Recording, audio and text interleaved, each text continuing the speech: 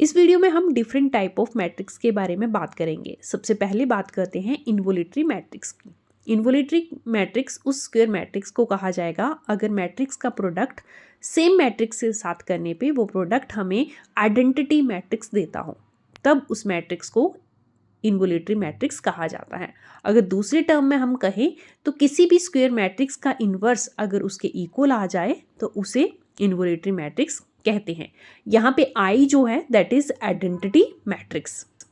किस तरह की होती है ये आइडेंटिटी मैट्रिक्स, तो इसका ऑर्डर जो है वो सेम रहेगा इन्वोल्यूटरी मैट्रिक्स से। और यहाँ पे आपको एग्जांपल के तौर पे ऑर्डर 2 की आइडेंटिटी मैट्रिक्स में लिख के दे रही हूँ। इनकी वैल्यूज़ होती हैं 1 0 एंड 0 1। इस तरह की आइडेंटिटी मैट्रिक्स जो है वो हमें ऑर्डर 2 की मिलती हैं। अगर इन्वोल्यूटरी मैट्रिक्स का डिटर्मिनेंट लिया जाए तो उसकी वैल्यू +-1 आती है। मीन्स आइगन वैल्यू जो होती है इन्वोल्यूटरी मैट्रिक्स की वो होती हैं +1 एंड -1। अगर ट्रेस वैल्यूज़ की बात करें तो या तो ट्रेस वैल्यूज़ रियल नंबर होंगी या फिर उनकी वैल्यू 0 भी हो सकती है। इतना जो है आपको इन्वोल्यूटरी मैट्रिक्स के बारे में याद रखना है। कॉम्पिटिटिव एग्जाम में डायरेक्ट क्वेश्चन यहीं से बन जाते हैं। नेक्स्ट जो हम बात करेंगे that is singular and non singular matrix. किसी भी स्क्वायर मैट्रिक्स को सिंगुलर कब कहा जाता है? अगर उस मैट्रिक्स का डिटर्मिनेंट लिया जाए और डिटर्मिनेंट आपके पास 0 आता है, तब उस मैट्रिक्स को सिंगुलर मैट्रिक्स कहा जाता है।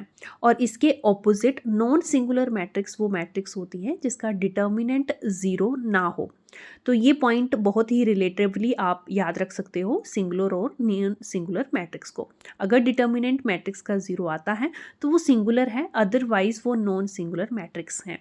इसके साथ साथ यहीं मैं आपको एक पॉइंट और भी बता देती हूँ। किसी भी मैट्रिक्स का इन्वर्स तब एग्जिस्ट करेगा अगर वो नॉन सिंगुलर मैट्रिक्स होगी। मीन्स उसका डिटर्मिनेंट जो है वो 0 नहीं आना चाहिए।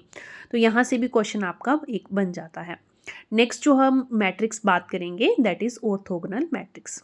किसी भी मैट्रिक्स को अगर उसके ट्रांसपोज के साथ प्रोडक्ट करें और प्रोडक्ट हमारे पास आइडेंटिटी मैट्रिक्स आए, that matrix is called orthogonal matrix. यहाँ पे कंडीशन आप देख सकते हो A into A transpose is equal to आई।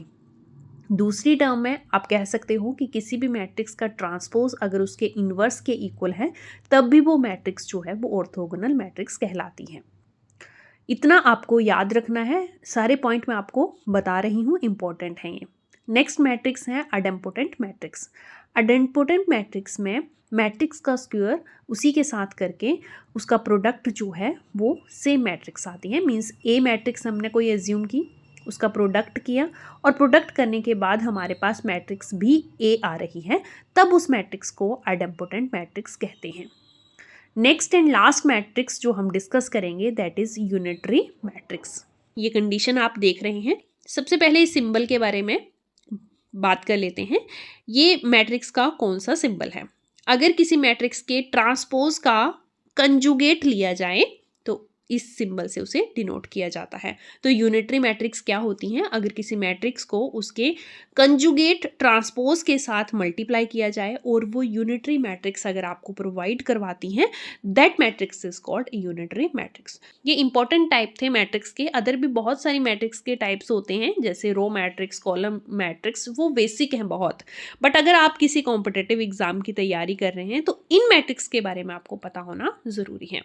अगर वीडियो हेल्पफुल लगी हो, इन्फॉर्मेटिव लगी हो तो लाइक कर दें और कमेंट सेक्शन में बताएं कि आपको फर्दर किस टॉपिक पे वीडियो चाहिए। Thanks for watching.